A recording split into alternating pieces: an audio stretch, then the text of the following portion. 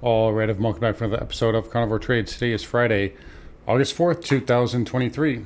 If you're not done so already, please give the video a thumbs up, like, comment, subscribe to the channel.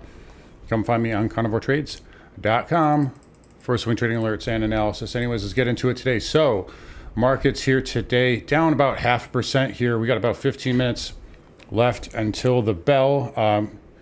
Spiders down 0.5%, as are the triple Qs. Same thing with the Dow there. Russell, actually the strongest of the four, down just 22 basis points. You even see KRE actually managing to scratch out a game. This is something we've talked about lately. Banks and energy should be outperforming, and they are, although healthcare was our other kind of outperformed sector, although that's has not done so today. But bigger picture, big point is that tech would be underperforming versus everything else. The triple Qs were the first to make lower highs, and now we have lower lows, as we've talked about. Taking out yesterday's low, it looks like 371.77, and yeah, we just clip that. Obviously, the big story here, Apple, lots of earnings coming out yesterday. By the way, just took a 9% gain on DraftKings here in a few hours. Nice play there. We did short this a few weeks ago, took a flat exit on it.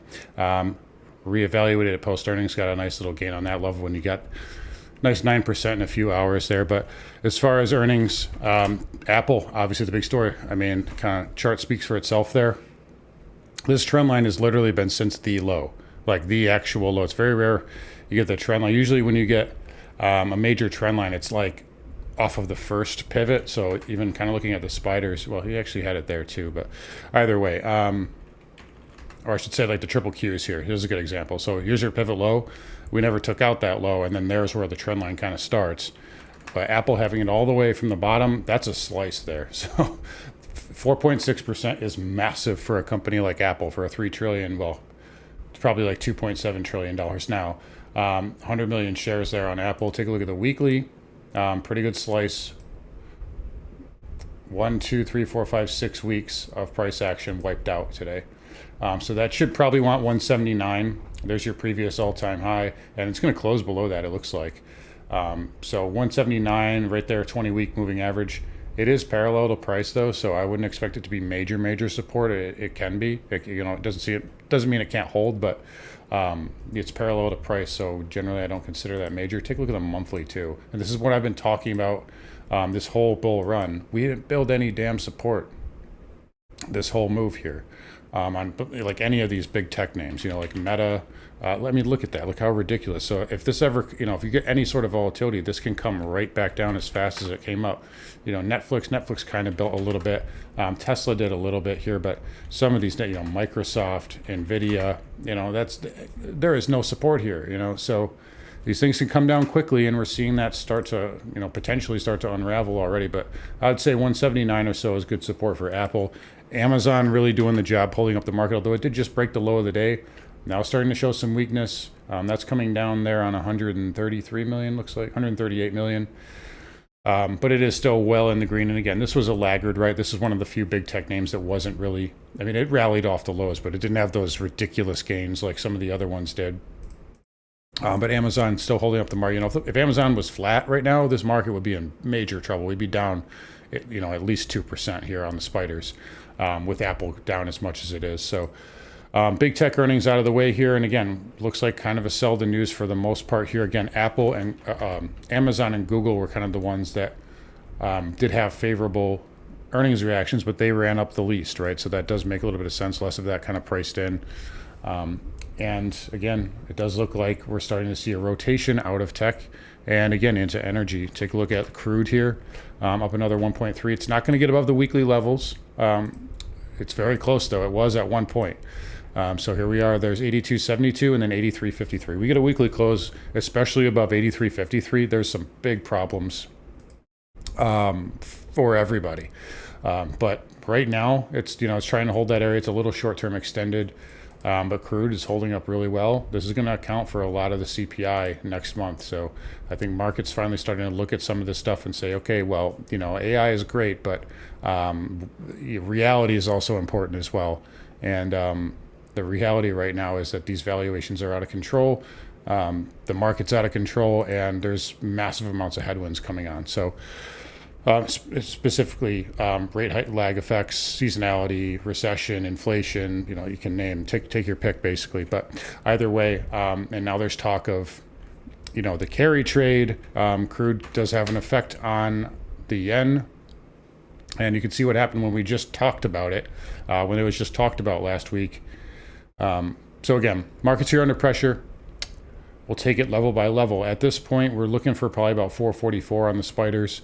You do have the gap fill right there at 442.46. So there's some levels to look at. Again, coinciding with the 50 MA is this upsloping trend line here. And the same thing on the triple Qs. So there's your 50 MA. We've been talking about these levels for like literally months, right? So we said once this breaks, this is where you're going. And that looks like that's the case. We took out yesterday's low. So logically, we're going to go right here. We're not that far away.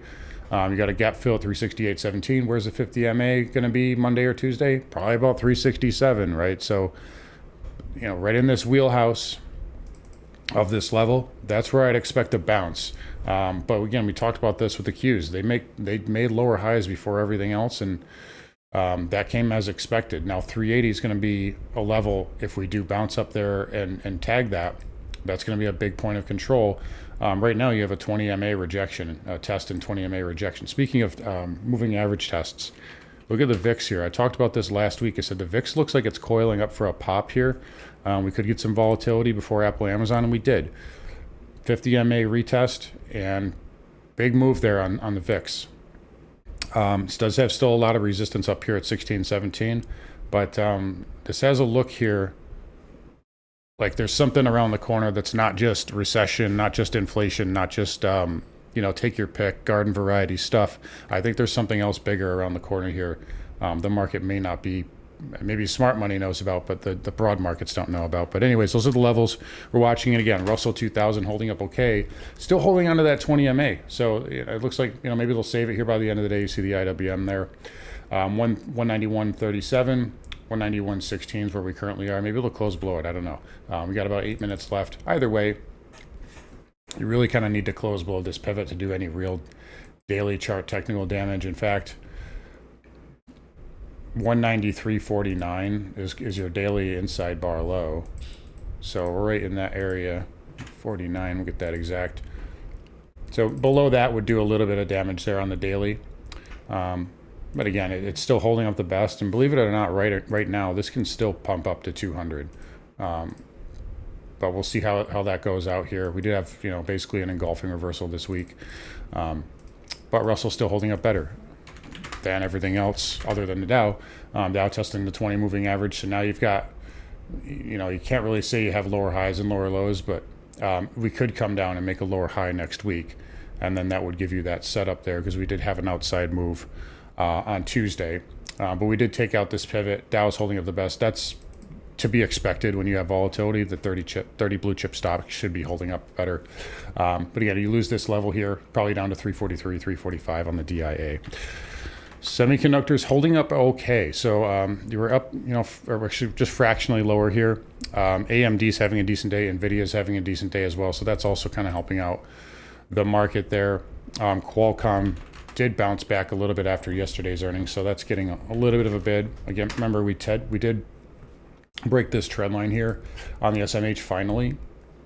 We back tested the 20 and now we're back below that. So again, you take out that 150 area, you'll have some support around, these pivots here, 147, 145, but through that, if you get through that, that you're probably going down to test this trend line around 140, 100 MA. You got this trend line as well. So that's the levels we're watching there on the semis. But yeah, pretty good sell this week.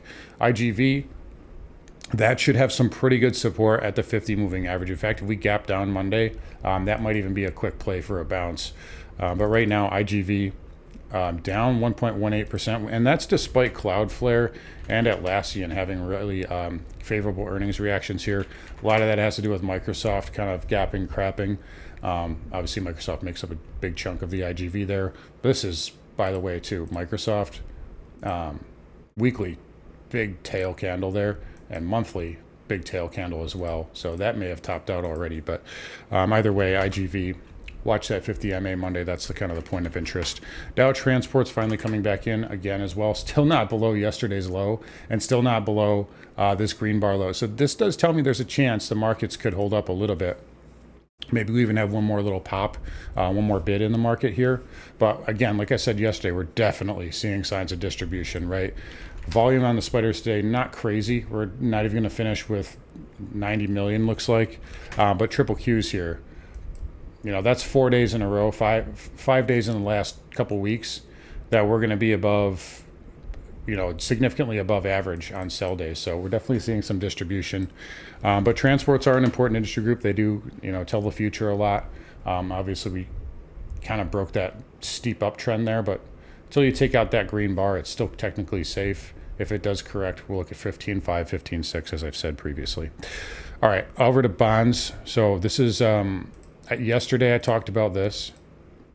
I said the trade's getting a little crowded here, and you can see what happened with yields today. 2-year coming down pretty sharply. 5s down pretty sharply as well, down 3.5. Big move down there. 10-year engulfing reversal, and the 30-year down back to 4.2. So I talked about this. I said 4.2 to 4.25 should get hit.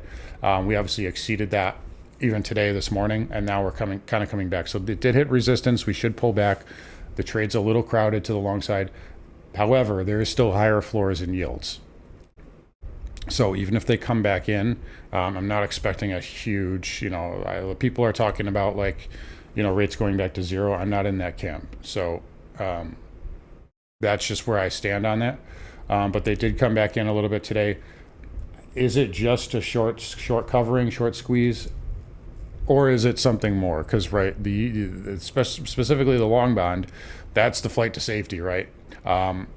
Again, does somebody know something? Is the VIX telling us that? Is the long bond telling us that? The yield curves today, again, 10s and 30s starting to tighten up, unflatten. 5s and 30s back to uninverted.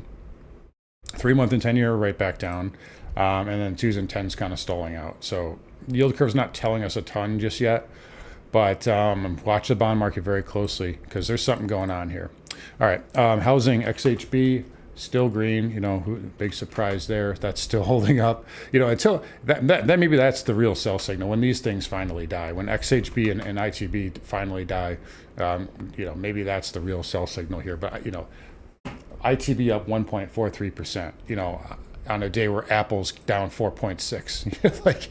You can't make it up. But watch that pivot there. You take that out on ITB, then probably right down to 82.50, 83. VNQ REITs here weak, not good. You still got the higher lows to work off of, but I don't like that you're going to close below 83.24 on a weekly close. That's not a good sign. You lose the 20-week moving average. Probably wants to get back down into probably the 80 handle, honestly. So not a good close there for VNQ. Thought I had a chance to firm up, and it was not to be. So we'll watch. Maybe you can maybe you can make a case. We can take a trend line here and kind of extend it out. We could say there. Yeah, we can do that. I mean, there's a couple areas you could go through. So we'll watch that, but not a good close there for VNQ on the weekly.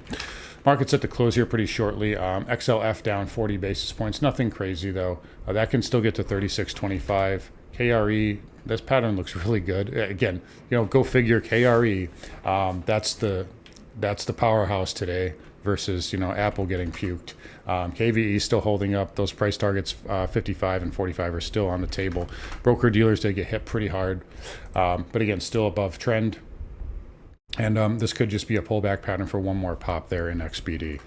Crude, we already talked about a little bit. Weekly close above really 83.53. I'm going to say that just to be safe. That's the big squeeze level. And that can get you up into the low to mid 90s. But right now, it's a little overbought. Wouldn't surprise me if it has to pull back. So just be aware of that. But it is strong right now. And there's the closing bell. So market's not really, close basically at the lows of the day there. So XLE, another strong sector we talked about, did come off the highs. If crude backs off, this would back off. I'd be interested in possibly longing that as well. XOP, just powerhousing it up here, but into a lot of trend line resistance here on the weekly as well. Again, pivot high, trend line, X marks the spot. We're right there. So that, again, crude, we just showed you, that was going into that resistance level on the weekly. This is also going into that. So might need to finally back off a little bit, but energy's strong. OIH is strong. What can you say? But again, 6 weeks up in a row. It's a little extended here, but it still has been a powerhouse. Nat gas, that managed to be fractionally higher, up 2 cents there. Again, still inside of this channel there. So higher lows and kind of that, we had that pop. You can see it better on the weekly there. We had that pop and we're just inside of that. I'd like to see this one get going next week, but the pattern is set up. It's got a nice little base there to work off of. All right, dollar index. So again, we got to watch the dollar a lot too here. DXY holding 102, and it's holding that green bar from Wednesday. No close above weekly resistance, so we're going to give it a neutral. We're still going to be neutral on it, but it's holding up, right? You don't have a fat rejection, right? Like it's not up and then V-shaping down. You have a nice, you could inside bar here, you could flag here and then push up. If you get through this level and really like kind of, 103.20 especially, again, a weekly close above 102.54, 56.4 really changes my opinion on it, but 103 is kind of even bigger. You could get a squeeze in the dollar, and I don't think markets are going to like that. But right now, we're just going to be neutral on it. Resistance held for the week, so we'll respect that for now. For the DXY, gold here getting a little bit of a bounce, as you'd expect with the dollar down. I don't see anything terrible here. We filled the gap the other day. This is still just doing a lot of stalling out. Decent little bid there. We'll see how this plays out. Again, those levels I gave you are still valid. If we do come down, it'll be down to the 200 moving average and then 1850. If we firm up, 2050 is your big level there on gold futures. Silver finally getting a bounce here. It needed to. Again, we came down and tested that trend line. There you go. Boom, touched it. And we got a little bit of a bid off of that. So silver trying to hold up here. And it needed to hold that support level. It's a little short-term oversold. If we can push up back above 23.65, we'll call it, then maybe you can get a little bit of a push here. But again, if you start losing this 23 handle, this can get down into that 21 zone. So just be careful. For silver right here, definitely watching that pattern. Platinum getting a little bit of a bounce today as well. Nothing crazy. Still think that one has one more leg down. And then copper here, just back inside the wedge and just kind of indecisive there. You guys know I'm still with a downside bias, though, on copper. Lastly, Bitcoin. If we can get to it, there we go. Basically flat as a pancake, right? So it sold off. It bounced back. It's up 33 basis points. Nothing crazy. Weekly chart, still really good there. I like that a lot still, despite the daily being sloppy, but no problems there. And Bitcoin's been kind of quiet, but a lot of the time that's kind of what happens before a big move happens. So again, we'll keep an eye on that, but I still like the weekly there. All right, spiders here. Looks like we got a nice pop in volume to the end. So that's again, so I'm going to revise that statement. That's 3 days in the last week that we've had 90 million shares. Not across the 100 million mark, which I would like, but that's 3 days. That is not insignificant. So we'll watch how this market behaves here. Bulls here, you got to get it. We're going to probably test 444, maybe even 442. And we'll see if they can give us one more pop here. But right now we have some chart damage, and there's definitely some things lurking around the corner, I think. So anyways, guys, I'm going to wrap it up here. You guys have a great weekend. Come find me on carnivoretrades.com. I'll talk to you guys all next week.